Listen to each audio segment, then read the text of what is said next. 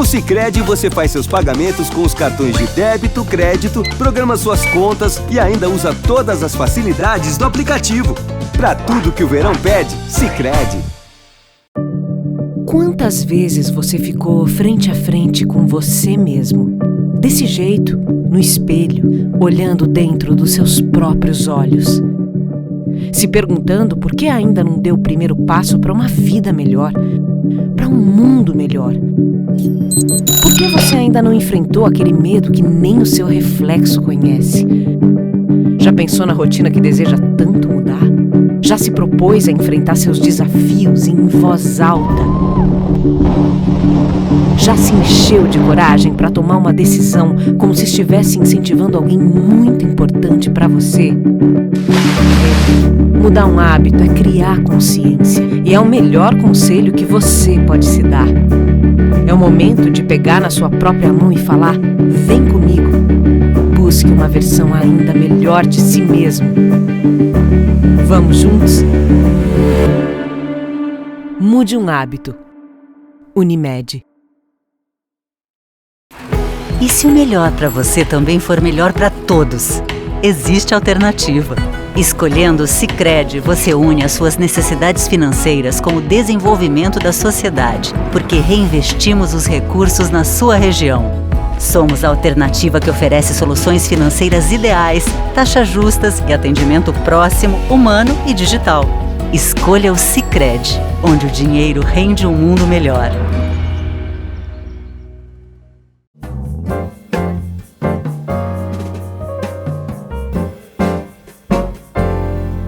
Nossa saudação a todos, estamos dando início ao nosso programa Painel aqui pela TV Erechim, sempre num oferecimento da Unimed Erechim, Unimed cuidar de você. Esse é o plano e Sicredi. Traga sua poupança para o Sicredi e veja como é mais negócio poupar aqui. Sicredi, gente que coopera, cresce.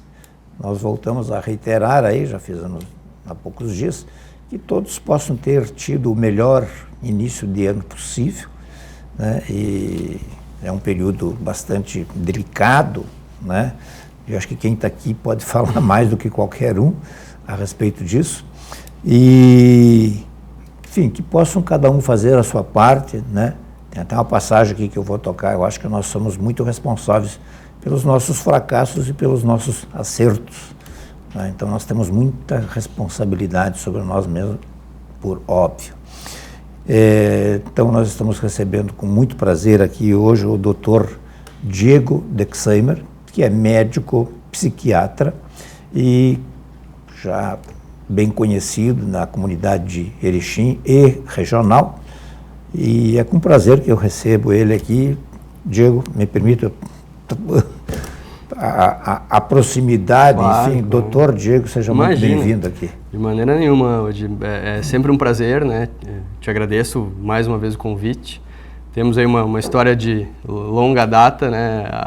Até faço questão que me chame pelo primeiro nome mesmo, dada a proximidade, né? E as oportunidades que sempre vêm. Acho que é importante a gente poder falar sobre coisas que vão agregar aí ao público, né? As pessoas que estão em casa, né? E sempre tem sido uma oportunidade muito rica estar aqui conversando contigo. Não acho que vai ser diferente essa noite. Bom, eu acho que interessa a todo mundo e se fala aí por tudo, aonde você vai, que o mundo não é mais o mesmo, que o mundo mudou. Eu fico me questionando, o mundo sempre vem em mutação, né? O mundo sempre está em mutação, mas parece que a velocidade com que vem mudando e os choques têm sido tão grandes. São as pessoas que estão mudando.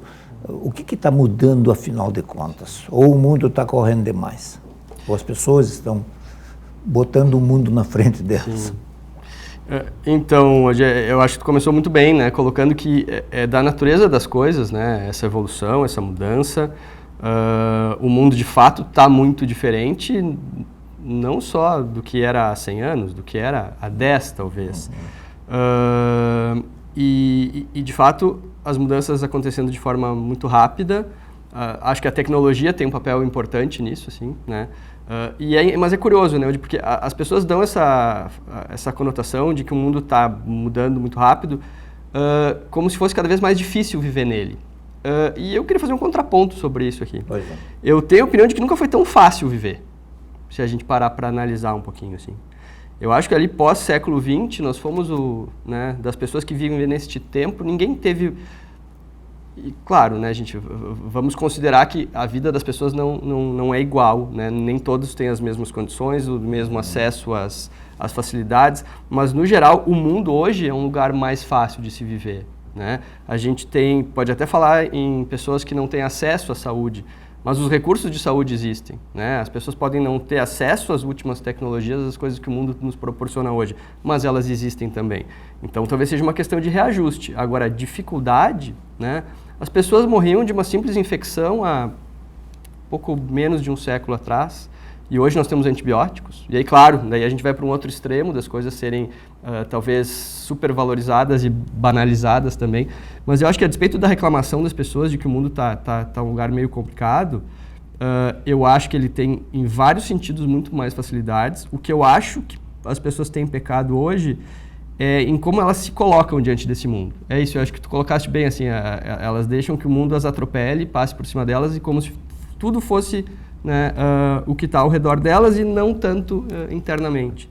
Então, assim, acho que vou dar 2 exemplos de 2 coisas que eu acho fundamentais para estruturar a vida de qualquer pessoa e que hoje estão meio postas à margem, assim, que são as famílias e que é a religiosidade das pessoas.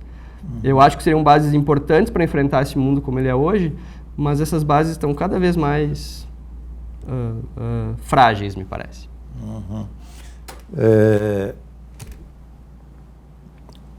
Por que essa pressa do imediatismo? Dá a impressão que tudo tem que ser para ontem, tudo tem que... A gente não tem mais tempo para esperar o tempo de cada coisa, com perdão da redundância. Né? Acho que cada coisa tem o seu tempo, né? Cada evento, enfim, né? Mas a gente ouve muitas reclamações ou muitas manifestações ou observações, dá para ver o adjetivo que se queira, né? Mas as pessoas parece que estão assim, pô, mas eu ainda não consegui, eu ainda não cheguei lá, quando é que vai vir? Mas não sei se tu concorda, eu tenho a impressão que essa queixa vai muito na carona da maneira, de novo, como as pessoas têm levado as suas vidas, né? E muito voltadas a uma questão mais materialista, assim, né? Das coisas que eu posso ter, que eu posso comprar, que eu posso manipular no meu dia a dia, como tecnologias, né? Então, as coisas de fato, de novo, acho, né? As próprias tecnologias, elas tornaram as coisas mais rápidas. Eu sempre faço esse comentário com pacientes no consultório sobre a questão do telefone celular. E me lembro de quando era criança, como qualquer criança deveria fazer, ia na casa dos seus amigos, estava, né, não estava sob o olhar dos seus pais, e se houvesse uma necessidade de um contato, de querer saber como estava, de onde estava, as pessoas ligavam para o telefone fixo da casa das pessoas. Que se era atendido, e se não era, tudo bem, né? Era uma coisa da natureza de como se desenrolavam as situações do nosso dia a dia. Hoje, crianças, adolescentes têm seu telefone celular, têm acesso a um WhatsApp, uma mãe preocupada ou com alguma questão qualquer manda uma mensagem, se ela não é respondida em 30 segundos, 1 minuto, 5 minutos que seja, as pessoas entram num grau de ansiedade tamanho que elas não conseguem controlar nem bem o que elas pensam sobre o que está acontecendo, né? Então, eu acho que as facilidades que o mundo moderno trouxe, no sentido de aumentar de fato... Hoje, por exemplo, a gente vai, sei lá, pega um carro, vai daqui a Porto Alegre em 5 horas. Né? Me lembro de o pai contando quando eu era criança, era menor, as estradas eram precárias, a mesma viagem levava muito mais tempo. Então, de fato, as coisas foram aceleradas num nível que ficou parecendo que o mundo todo tinha que ser assim.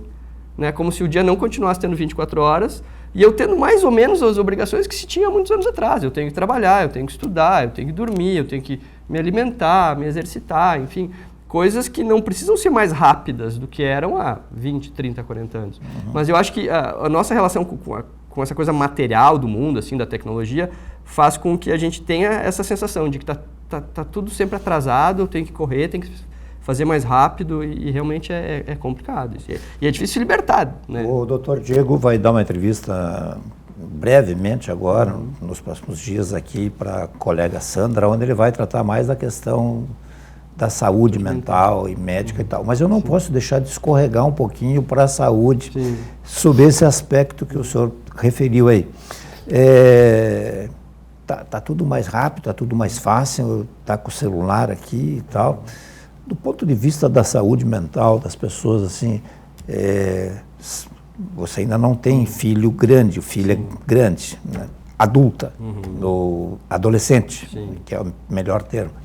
Né? Mas é muito comum se ouvir hoje mães e pais dizendo assim, meu Deus, você vai me deixar louca, você vai me deixar louco.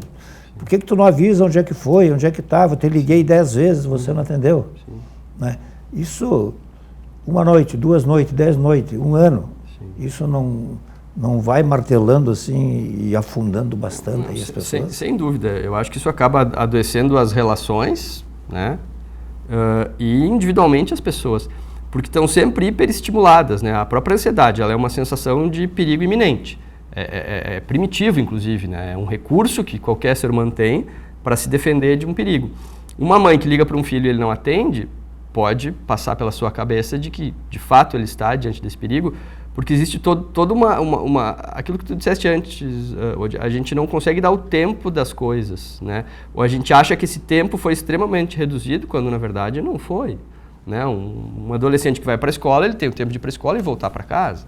E me parece que essas preocupações não existiam tanto antes. Tudo bem, o mundo é outro, né? Talvez a gente possa considerar que haja um pouco mais de violência, a gente não vê mais tantas crianças e adolescentes brincando na rua como se via um tempo atrás, mas eu tenho a impressão que não é só isso, não. Porque, de fato, não sei se há dados que comprovem esse perigo maior hoje.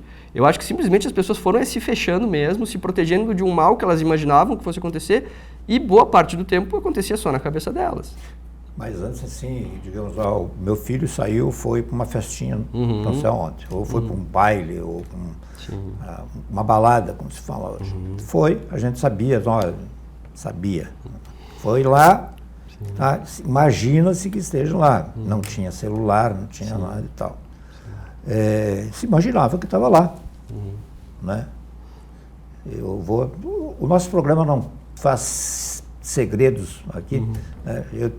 Filhos meus já disseram assim, ih, pai, tu tá preocupado, se tu soubesse quantas vezes nós dissemos que íamos não sei aonde, nós estávamos em Chapecó, estávamos em Passo Fundo, né? E eu não tinha e veja que coisa, a gente vai sendo tomado por um despreparo, né, hoje, porque eu fico pensando a minha filha vivendo coisas que eu vivi na minha adolescência, por uma certa permissividade até que havia, e há até hoje, talvez até pior, que realmente isso me deixa preocupado, né? E claro, eu não estou dizendo que a preocupação não é uma coisa legítima, eu acho até que pais sim têm que cuidar um pouco melhor dos seus filhos do que as últimas gerações têm cuidado. Mas simplesmente dar um telefone celular e esperar que a pessoa responda em 5 minutos, porque ela pode comentar a mesma mentira, ela pode dizer que está num lugar e está em outro. Eu acho que dá uma falsa sensação de cuidado que é falsa, não é real. Então, isso eu acho que a gente tem que atualizar melhor, assim, as próprias relações interpessoais, né? Questão de hierarquia, de respeito aos pais, de saber o que está se fazendo, o que pode, o que não pode, o que deve, o que não deve. Eu acho que a gente vem numa crise de valores, assim, onde que deixa a gente um pouco sem uma base, como eu comentei antes. A informação pode até ser falsa, digamos, em alguns casos, mas é como se fosse uma pílula, digamos, para a ansiedade baixa. Sim. Mas veja que baixa naquele momento, mas depois tu sabe que, de novo, aquilo pode ser gerado por toda uma preocupação que tu fica. E vou dizer, pela possibilidade de ter esse contato, às vezes, né? É a coisa uma faca de 2 gumes, a questão da tecnologia. Ela me dá acesso a algo que pode me ajudar muito, mas ela, de certa forma, acaba me estimulando a precisar mais daquilo. Eu quase comparando com uma droga, se a gente parar assim para analisar friamente. Ela cria um estímulo que não existia antes e fica se alimentando dele, assim. Se a gente pegar as redes sociais, por exemplo, onde eu estava pensando nessa comparação, assim, todo mundo já deve ter visto aqueles ratinhos de laboratório que ficam girando naquelas rodinhas o tempo todo, indo a lugar nenhum. E se a gente observar uma pessoa num Instagram, por exemplo, ou num Facebook, uma rede social dessas, a gente fica com o celular na mão e fica passando o dedinho, assim. e não para em nada, não se fixa em nada, não se concentra em nada, não se interessa por nada, fica simplesmente com aquele estímulo que tem que ser cada vez maior, mais intenso, mais frequente. E a vida realmente desse jeito parece muito ruim, muito sem graça. Porque nada vai reproduzir aquilo, né, de maneira permanente. E a gente fica nesse ciclo vicioso. Eu sei que é muito difícil responder isso, mas do ponto de vista médico, quem sabe daqui a um tempo se chega a uma conclusão mais clara, enfim. Você vai num restaurante, você vai até num jogo de futebol, o jogo está rolando lá, as pessoas estão no telefone. Tem dezenas de pessoas, centenas de pessoas.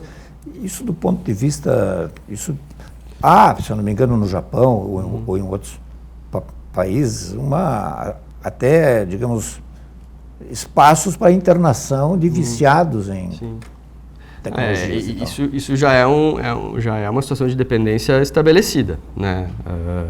Inclusive em manuais diagnósticos, isso realmente já está acontecendo. E é curioso, né? Porque as redes sociais, quando surgiram, traziam essa ideia de que isso ia integrar as pessoas, ia aproximar pessoas que estavam muito distantes.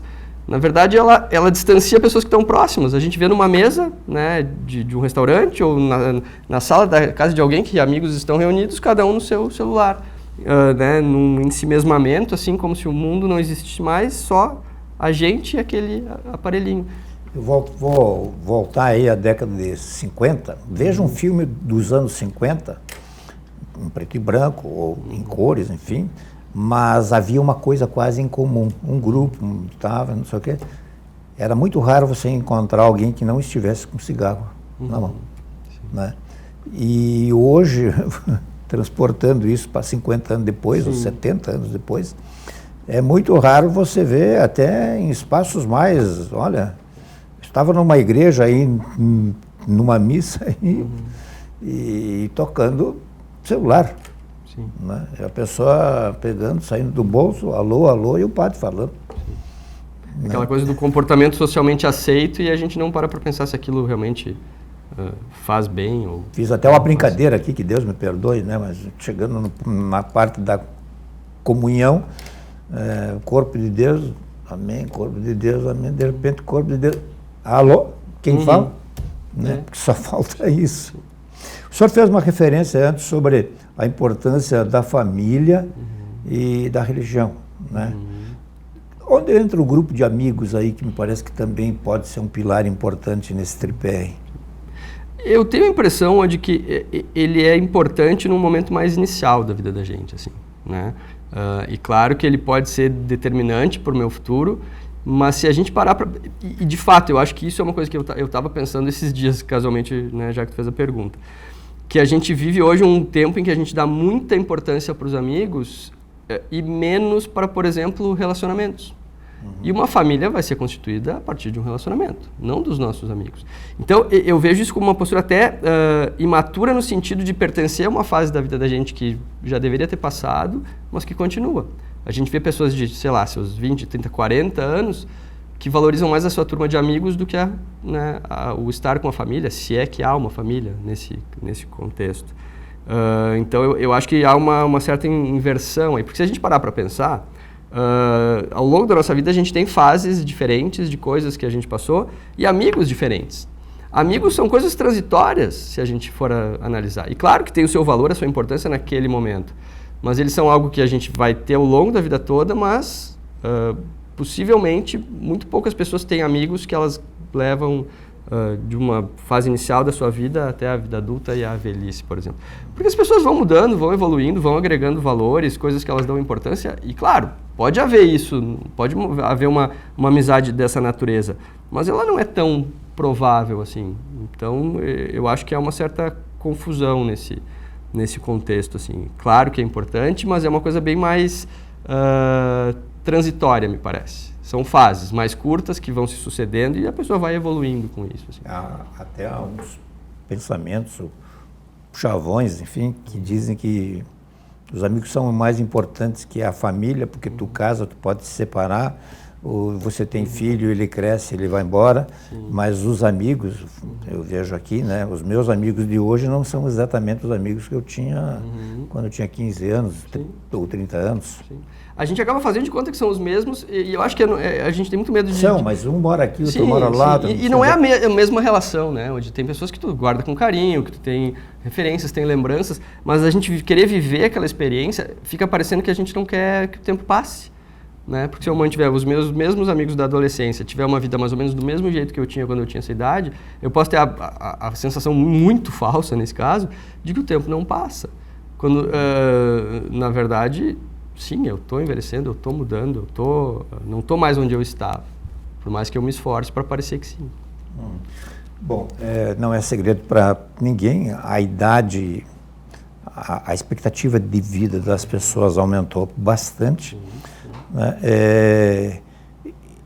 Esses casais de hoje em dia, ou as pessoas vivendo isoladamente com seus pais, enfim, elas, de repente, elas não têm uma função dupla, digamos, uma coisa que não havia exatamente há muitos anos atrás, ou há 40 anos, que era... Não havia pais idosos para serem cuidados. Há 40 anos ou 50 anos, né, tu tinha a tua família e cuidava dos teus filhos e encaminhava os filhos. Sim. Os pais, faleceu, enfim...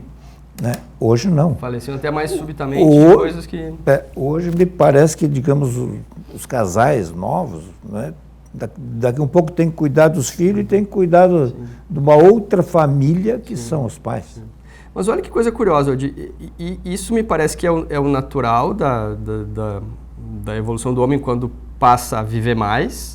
Mas o que eu mais vejo, infelizmente, é isso que tu disseste um pouco invertido. Eu vejo pais idosos que precisariam de cuidados tendo que cuidar de adultos não tão jovens assim, né, que não puderam ter a sua evolução na vida e ser esse apoio, sim. Eu não estou dizendo que a gente, por exemplo, né, eu tenho minha esposa, tenho minha filha, eu não estou dizendo que eu vou agora... deixar de priorizá-las no que precisa para cuidar dos meus pais, por exemplo, né, e viver a vida deles. Mas é o mínimo da minha obrigação, caso eles precisem, numa situação de doença, de alguma questão financeira, que eu possa dar esse apoio. E, infelizmente, eu vejo muitas famílias que não se estruturam para conseguir dar esse apoio sem que isso seja uma coisa, sem que seja um problema, né, um constrangimento ou uma dificuldade. Eu acho que é bem na linha que tu disseste, mas eu tenho visto o problema mais invertido, assim. Esses casais adultos jovens que não conseguem dar esse devido suporte. Também não é menos verdade que nós temos hoje pais já com uma idade X, digamos assim, X, eu quero dizer uma idade não tão... já com 50, 60 anos, que de repente estão convivendo com filhos que não conseguem sair de casa. Exatamente. Mas, bom, aqui está tranquilo. Né? É curioso, né, porque eu vejo muito o argumento de que assim, eu não quero que meus filhos passem pela dificuldade que eu passei. E a gente fala isso como se estivesse falando uma coisa boa. Porque tudo bem, é óbvio que dificuldade impõe um sofrimento, impõe algo, aparentemente, num primeiro momento, ruim para as pessoas. Mas como é que a gente aprende hoje? Né? Da onde que vem os maiores aprendizados? Se a gente não tiver que vencer um desafio e ter uma dificuldade para superá-lo, como é que a gente vai aprender a fazer isso? Então, eu vejo uma geração de pais assim, extremamente protetores, querendo privar os filhos daquilo que passaram, que pode ter sido ruim, mas também traz uma geração absolutamente despreparada para enfrentar e vencer problemas. Uma geração frágil. Né? Eu estava lendo ontem, até de um filme, a passagem, ele dizendo assim... nós somos uma geração que nunca teve uma grande guerra para enfrentar, não tivemos uma grande depressão, era um filme americano, né? Não tivemos nenhuma grande dificuldade. E, no fim, a nossa dificuldade é a nossa vida. A nossa depressão é a nossa vida, que não tem sentido, que não tem um desafio, que não tem um compromisso. Hoje, o máximo que uma criança consegue dizer, o que tu vai ser quando crescer? Escolhe lá uma profissão, que muitas vezes é a do pai, é da mãe. A gente não tem um senso de continuidade, assim, mas qual é o meu objetivo? O que eu tenho que fazer? Eu vou estudar, eu vou crescer, e aí? Depois eu vejo. Essa falha vem, digamos, eu acho que é uma falha de criação. Ela brota aonde? Eu acho que é uma falha de criação. De criação dos pais. Ou dos pais e da escola? De todo um contexto. Do mundo. De todo um contexto. Às vezes o conjunto, né, de pais que terceirizaram para a escola a criação dos filhos. Né, numa coisa que é muito comum, os pais dos dois trabalham, né, mas eu tenho que trabalhar para dar as coisas para os meus filhos. Mas tem pesquisas que já dizem isso, né, que crianças questionadas sobre o que elas sentiriam mais falta, se era de um brinquedo novo da presença dos pais, elas sempre vão falar que é a presença dos pais. Então a gente trabalha mais para ganhar mais dinheiro, para dar mais coisas, para os filhos serem criados por terceiros. Isso não me parece que vai ter um resultado. O senhor, a sua esposa pretende, vou fazer uma pergunta aqui pessoal, estamos aqui para conversam com a filha, né? Olha, eu sei que é muito cedo, obviamente e tal, mas está nos planos de ir mostrando o que é cada coisa, como é que é o mundo, enfim. A gente sempre tenta, né? E até isso foi uma coisa que... E claro, eu não estou aqui para dizer que como ninguém tem que viver a própria vida, né? Eu sei, mas assim, a gente fez essa escolha. Quando a gente teve a Isabela, a Michele abriu mão do seu trabalho e ficou os primeiros anos da vida dela, né, focada em cuidar dela, né?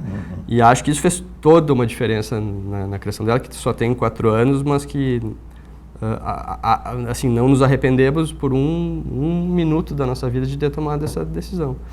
Bom, nós estamos conversando hoje aqui com o Dr. Diego Dexheimer, que é médico psiquiatra. Estamos abordando, tentando sair um pouquinho fora exatamente do consultório dele, né, daquilo que os pacientes levam a ele. Nós podemos depois pisar um pouco enfim, os mais diferentes tipos de doenças que as pessoas têm. Eu fui buscar alguma coisa aqui sobre aquele livro 1984, não sei se o senhor leu. Tá. Mas é que o mundo está nos reapresentando. Aí é que tá. Justamente ele tem voltado em algumas publicações, alguns comentários, não é voz corrente aí por tudo que é lugar, mas ele mais ou menos fala sobre um mundo ditatorial, enfim, um governo ditatorial que busca praticamente automatizar as pessoas. Vamos falar a grosso modo isso, né? É o famoso quarto 101, né? Que é o pior de todos, onde estão todos os males, né? Será que de alguma forma tem algum nexo com o que a gente está vindo, ou ainda nós estamos num quarto, digamos, num quarto 100, ou 100 não, num quarto 10, digamos assim, que houvesse uma escala de vai piorando, até que tu chega lá e diz, bom, não tenho mais consciência de nada, tu é torturado de todos os jeitos, não estou falando de tortura física, mas enfim, mental, você não se reconhece mais, você é mandado, você é como comandado. E sabe qual eu acho, eu vou pegar essa parte para falar uma coisa que eu acho importante, o que eu acho pior disso, porque enquanto tu ainda tem consciência de que tu tá quase que perdendo ela completamente, a coisa tem alguma salvação. Para muita gente... É o caso do personagem. Porque hoje muitas pessoas não têm essa consciência. Elas vivem isso sem saber que vivem. E vou te dizer, não precisa nem de governos que façam isso, né? A gente viu uma ditadura dos modelos, assim, né? Das coisas que a gente vive, a própria internet, a maneira como as coisas são expostas e como os comportamentos são determinados e colocados. E não é nem assim, eu sofro aquela influência, olha como as coisas estão por causa disso ou daquilo. As pessoas simplesmente vivem assim e tudo muito rápido. Vai para uma direção e muda para outra e sem que a gente não consegue, parece, pegar o fio da meada, assim. De onde é que está vindo isso, para onde vai? Mas, de fato, as pessoas, eu vejo elas um pouco robotizadas, assim. Ninguém está levantando aqui uma analogia com governos.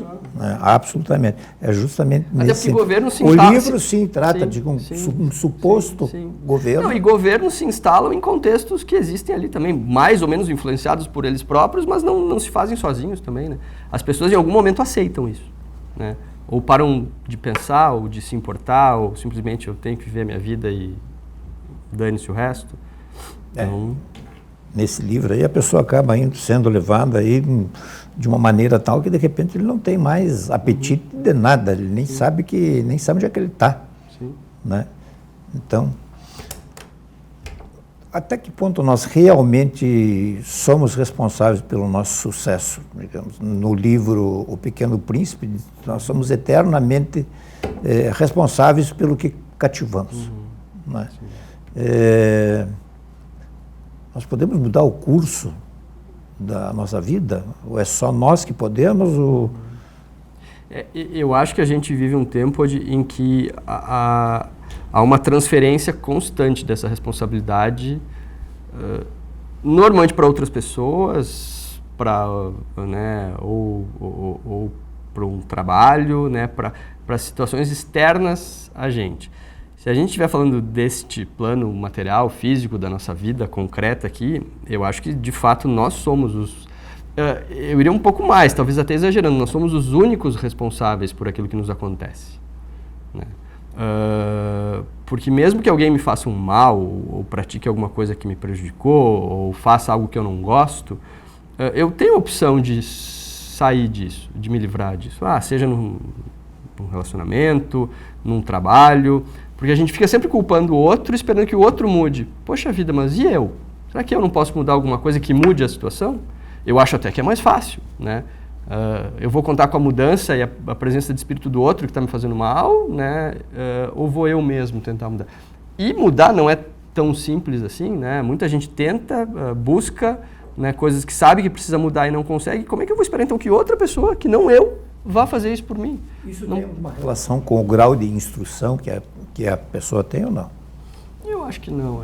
Eu acho que a gente não pode dar essa desculpa, que talvez se dê, né? Acho até que isso é uma coisa muito instintiva, assim, né? Não precisa nem de grande letramento para a gente se dar conta que isso é assim. Eu conheço várias pessoas que aparentemente estudaram até uma determinada série, né, mas que têm uma noção muito clara de onde elas estão e aonde pretende chegar e como é que pretende chegar. Né? Então, acho que... É uma questão humana, assim, que ninguém precisa nos ensinar, me parece. Vamos falar um pouquinho sobre as aparências. Né? Diz que o essencial é aquilo que os olhos não veem.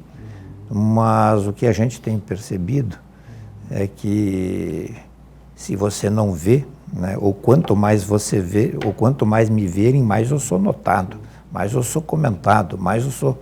É uma onda isso aí, ou é uma coisa que veio e foi cunhado, digamos, na mente, na cabeça de cada pessoa? Eu acho que isso é um certo culto ao nosso próprio ego, assim, né, Odi? Tudo que importa é o que me diz a respeito, né? O que me afeta positivamente, como eu apareço. Nós somos muito visuais como seres humanos, né? Então aquilo que a gente enxerga tem um poder muito grande. Tanto que quando a gente fala de novo de redes sociais, né, a gente está falando de vídeos, de fotos, de coisas que a gente enxerga. Então a gente é muito impactado por isso. Agora, eu acho que isso é justamente nos colocar num patamar acima dos outros, como se tivéssemos um grau de importância maior do que todas as outras coisas. E aí, a gente pensando que, essencialmente, o ser humano vive em comunidade, né? Como que a gente convive, assim? Como que eu convivo num casamento? Como que eu convivo num trabalho? Se eu acho que eu sou mais importante e, portanto, não posso ser também impactado ou afetado por nada do que os outros? Será que eu não tenho que tentar fazer um movimento contrário? A gente fica muito esperando aquilo que vai receber e não se dispõe a entregar nada. É sempre ser adulado, ser elogiado, ser admirado. Tá, mas... pelo que também, né? Por coisas me parecem muito frágeis, assim. Pelo dinheiro que eu tenho, pela casa que eu tenho, que eu moro, pelo carro que eu posso comprar, pela viagem que eu fiz e postei lá na rede social. Eu acho isso tudo muito pouco. O ser humano está se diminuindo, me parece, na sua capacidade, assim, nos seus potenciais. Agora, a formação de grupos de amigos ou conhecidos, ela se dá muito pela prateleira social, digamos assim. Sim, né? Sim. O meu convívio do dia a dia é na prateleira 4 é uma coisa, se é na 24ª é uma outra. E a gente valoriza isso muito hoje, talvez mais até do que devesse. Porque não é nenhum pecado, eu acho. Sim. E às vezes até se utiliza de recursos que não demandem lá tanto esforço para me colocar nessas posições, assim, né? Então, às vezes, uma foto, de novo, estou parecendo insistente falando de redes sociais, mas é muito do que a gente vive hoje. Mas uma foto na rede social, alguma coisa bonita que eu tenho, o carro que eu comprei, né? Então, isso, de novo, me parece algo com menor valor do que hoje as pessoas dão. tanto que o mundo me parece, né, bastante adoecido, aí falando até da minha área, assim, né? As pessoas não conseguem ter o equilíbrio necessário para viver em paz, assim, porque eu acho que elas estão se baseando e vivendo, né, alicerçadas em coisas que realmente não têm essa capacidade. O fato é que, puxa, estou me lembrando aqui de uma pessoa com um celularzinho assim, batendo a foto numa folhinha de alface no prato, num lugar elegante, né? Tal, mas não mostrou. E depois replicar aquilo ali para, né? Fiquei pensando, tipo, o que essa pessoa haveria de estar pensando, o que interessaria para alguém aquilo ali, né? Mas é o mundo dela, enfim, achava que talvez fosse importante.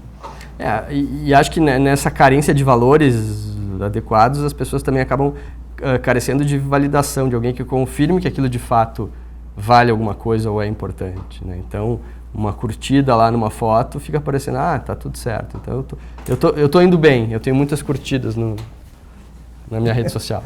Alguém que sabe aonde está, diz, poxa, olha o que estão servindo, meu Deus. Nós vamos fazer o nosso primeiro e único intervalo do programa de hoje. O programa acho que está muito bom. E não da minha parte, mas evidentemente por conta do Dr. Diego Dexheimer, nós já voltamos.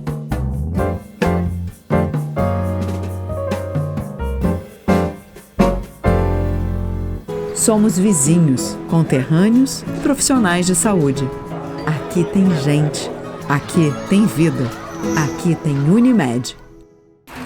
E se o melhor para você também for melhor para todos? Existe alternativa. Escolhendo o Sicredi, você une as suas necessidades financeiras com o desenvolvimento da sociedade, porque reinvestimos os recursos na sua região. Somos a alternativa que oferece soluções financeiras ideais, taxas justas e atendimento próximo, humano e digital. Escolha o Sicredi, onde o dinheiro rende um mundo melhor. Quantas vezes você ficou frente a frente com você mesmo? Desse jeito, no espelho, olhando dentro dos seus próprios olhos. Se perguntando por que ainda não deu o primeiro passo para uma vida melhor, para um mundo melhor. Por que você ainda não enfrentou aquele medo que nem o seu reflexo conhece? Já pensou na rotina que deseja tanto mudar? Já se propôs a enfrentar seus desafios em voz alta? Já se encheu de coragem para tomar uma decisão como se estivesse incentivando alguém muito importante para você?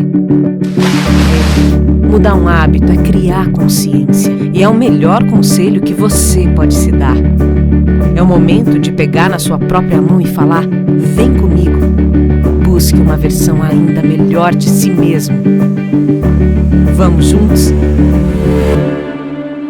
Mude um hábito. Unimed.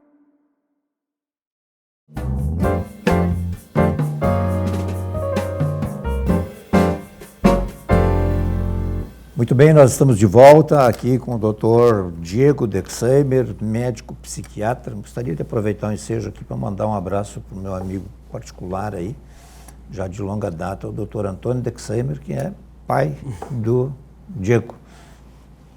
A gente tem conversado muito, enfim, um abraço e um ótimo 2023. Bom, vamos falar um pouquinho sobre o seu trabalho, mais especificamente, eu acho que o senhor fica mais à vontade, é isso? Uma curiosidade hoje, sabe que no consultório a gente fala muito dessas coisas também. Sim. Bom, acho que eu poderia ser um bom paciente, então. Paciente.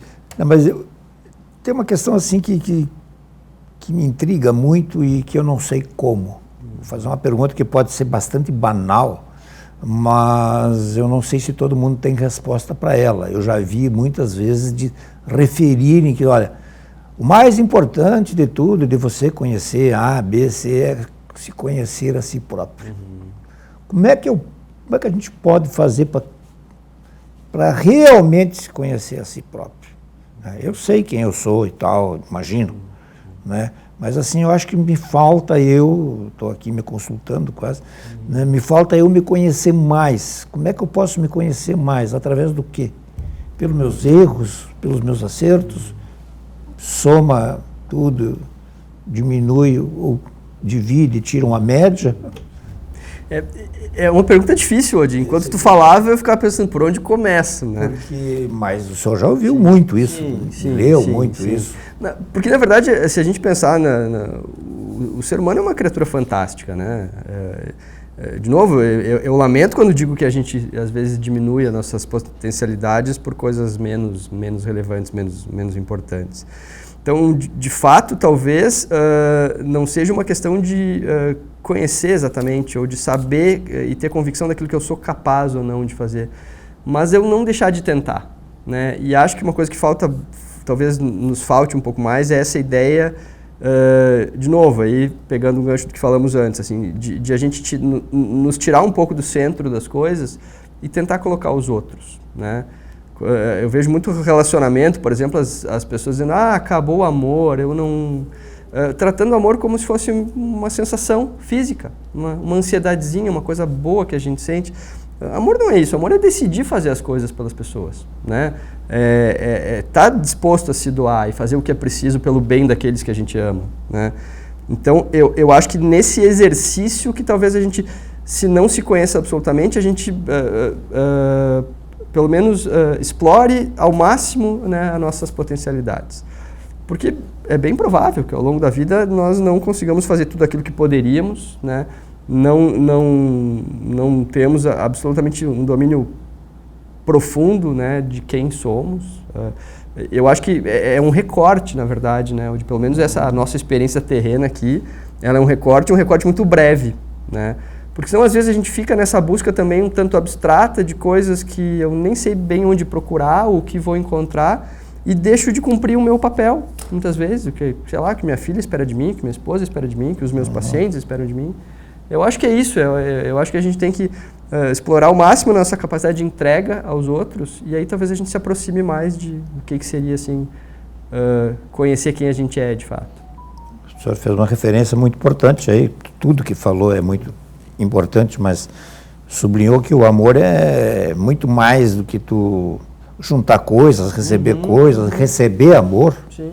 Né? Não estou falando só de bens materiais, são as manifestações de carinho, de não sei o quê, mas que de repente pode durar pouco e tal, e disso o contrário, que o amor realmente é o fazer uma outra pessoa feliz, ajudar.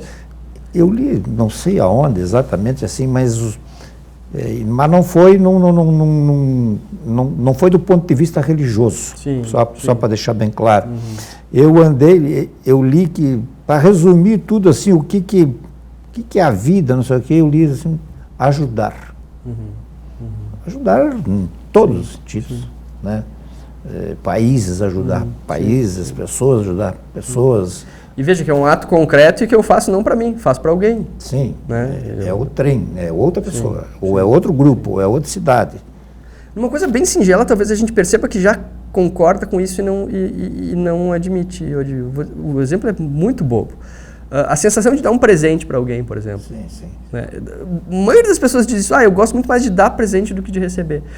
Essa é a nossa natureza, né? Poxa, eu vejo um sorriso na boca da minha filha ou da minha esposa quando eu pude fazer algo que às vezes também não é nada demais, mas é um gesto de entrega, de carinho. Isso é tão bom e às vezes tão esquecido, né? As pessoas confundem as coisas. De novo, elas julgam que isso seja aquela sensação agradável que eu sinto apenas, assim. A coisa é bastante... O que o senhor acha sobre...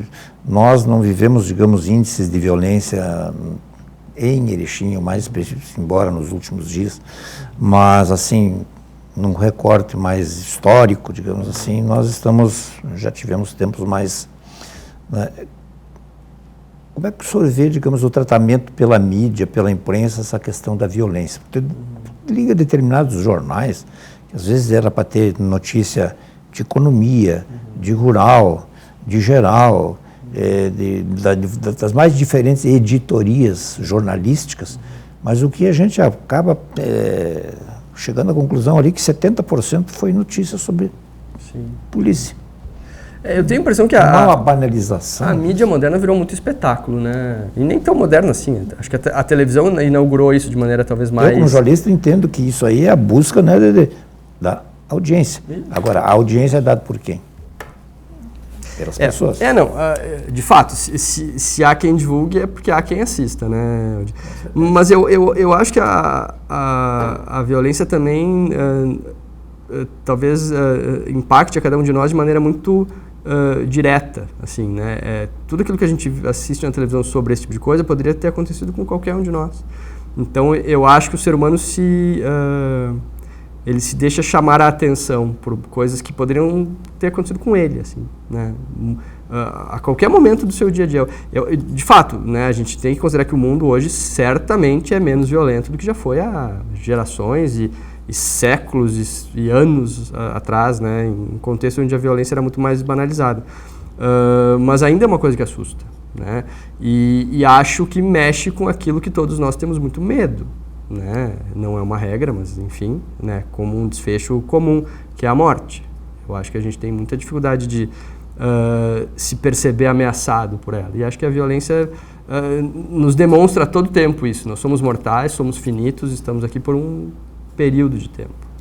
Eu fiz uma pesquisa de uma certa feita e lá pelos anos 1960, o jornal A Voz da Serra estampava uma reportagem, uma manchete, de que um gravíssimo crime ocorreu no município, na época, não sei se era o distrito, o município de São Valentim, onde um homem tinha sofrido uma facada. Né? Aquilo virou manchete né? Isso faz 60, 40, são 60 anos quase. Né? Hoje em dia, você fica perplexo quando não vê uma manchete assim.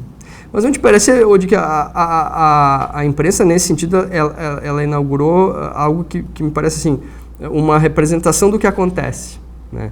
Então parece que tudo que acontece é o que a gente lê no jornal, vê na internet, assiste na televisão, e isso tem um impacto muito grande hoje nas pessoas. Não há quem não tenha um televisor, um rádio, ou mesmo acesso à internet, uma coisa já bastante difundida, e isso com uma divulgação que não existia, né? Eu acho que essas coisas aconteciam, sim, mas a gente não ficava sabendo, né? Acho que esse caráter de ampla divulgação dá uma impressão de que as coisas realmente estão piores do que já foram. É difícil, é uma análise que eu acho, né, é muito complexa para ficar tratando isso como um tema simplório. Mas a impressão que há do mundo, pelo menos na minha visão, é de que ele já foi bem mais violento e hoje é menos. Só que hoje tudo toma uma proporção, né, gigantesca. Saindo um pouco da questão, digamos, do olhar mais pessoal, individual, né, há um livro que retrata a história não contada dos Estados Unidos. Se a gente vê o que aconteceu, né, até pouco tempo, né, meu Deus do céu, né, eram coisas horríveis, né, mortes a rodo, né, e que de certa feita, assim, tem diminuído o envolvimento de países, alguns países a despeito do conflito agora que existe entre Ucrânia e Rússia, né? Mas há digamos assim, uma desaceleração do envolvimento de países que acabavam, obviamente, em morticídios, né? Na medida que se avançou também na maneira como se pode causar esse tipo de mal, o estrago, eu acho que teve que haver uma maior responsabilidade também, né, das nações em hoje uma terceira guerra mundial teria condição de acabar com o que a gente conhece por nosso planeta. Então eu acho que há um natural controle disso. Assim. Não sei se há um controle, mas enfim.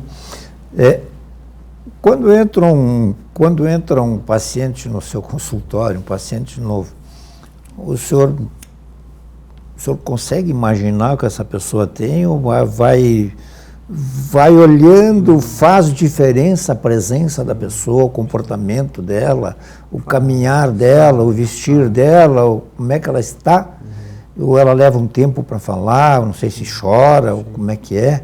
Acho que deve haver uma diversidade aí que só o médico pode.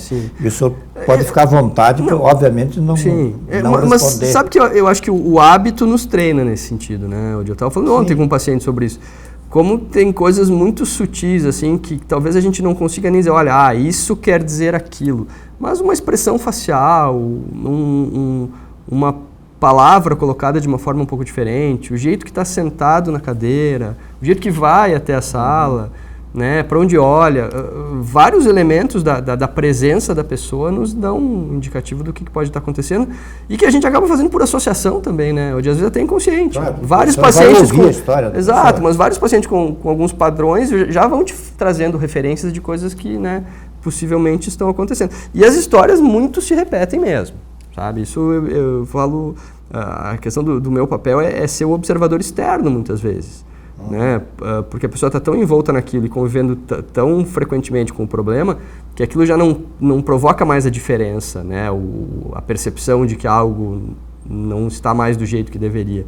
E eu sou alguém que está ali, nunca vi a pessoa, estou olhando de fora e conseguindo juntar elementos que para a pessoa já passam, né, à margem, assim, como uma coisa comum. O que é mais comum hoje em dia? Assim, a depressão, a ansiedade, são complementares? Ou como é? Assim, eu acho que o contexto da pandemia deu uma bagunçada nisso hoje. A pandemia está indo embora. Eu li uma pergunta. As pessoas conseguiram ir embora da pandemia? Olha, eu acho até que melhor do que eu imaginava. Agora, é aquela história, a gente não, entre aspas, né, a gente não salva todo mundo. Acho que tem pessoas com uma experiência ainda hoje muito próxima do que a que tiveram, talvez no auge da pandemia, mas eu acho que é exceção.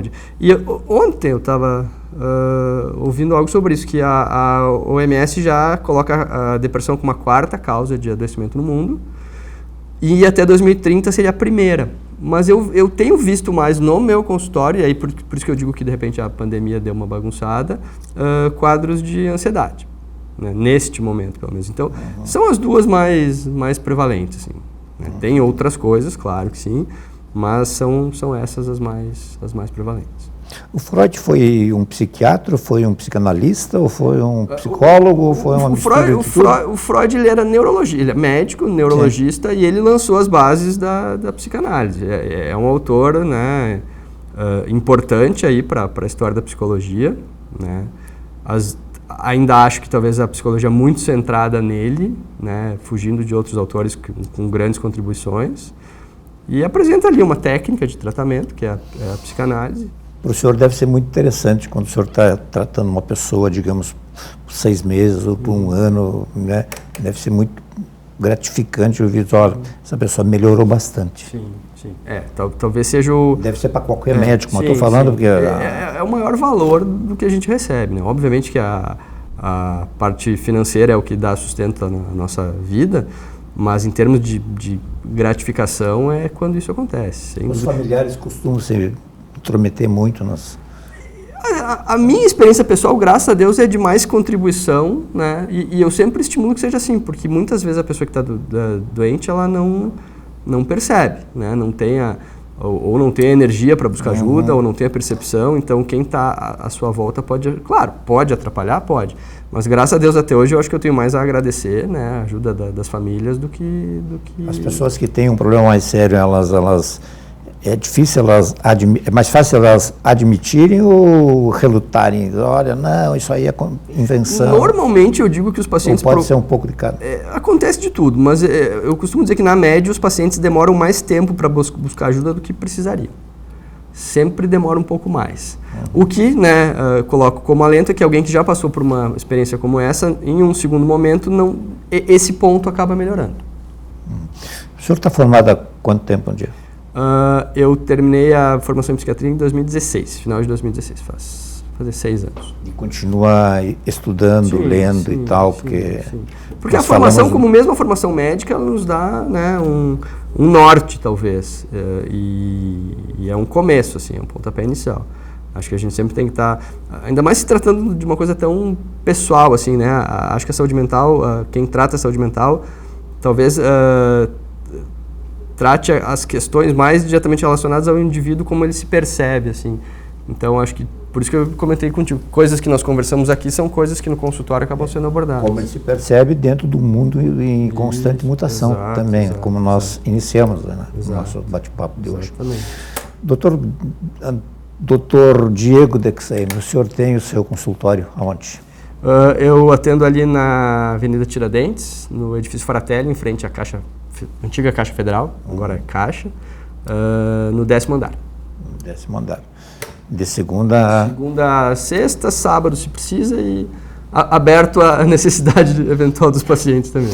Doutor Diego Dexeime, eu quero lhe agradecer muito pela entrevista aqui, pedir escusa se de repente eu fugi do tema um pouco, da sua profissão, essencialmente, mas a gente tinha combinado mais ou menos que seria a respeito disso. Não, de forma nenhuma, é um prazer, né? Eu acho que conversar com as pessoas e poder ajudá-las, seja no que for, é o nosso papel mesmo e te agradeço mais uma vez. Ok, a todos aí de casa também, muito obrigado e até uma próxima.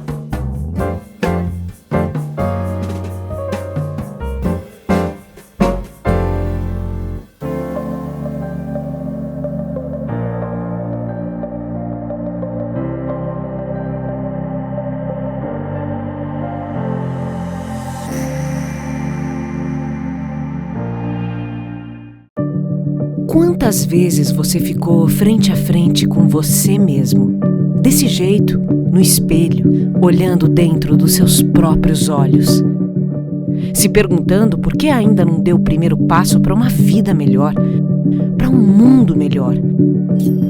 Por que você ainda não enfrentou aquele medo que nem o seu reflexo conhece? Já pensou na rotina que deseja tanto mudar? Já se propôs a enfrentar seus desafios em voz alta?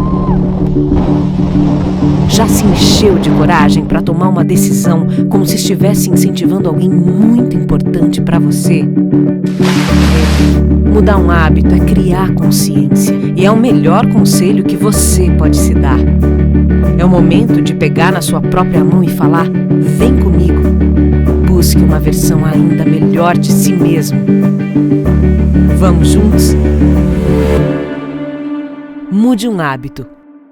Unimed.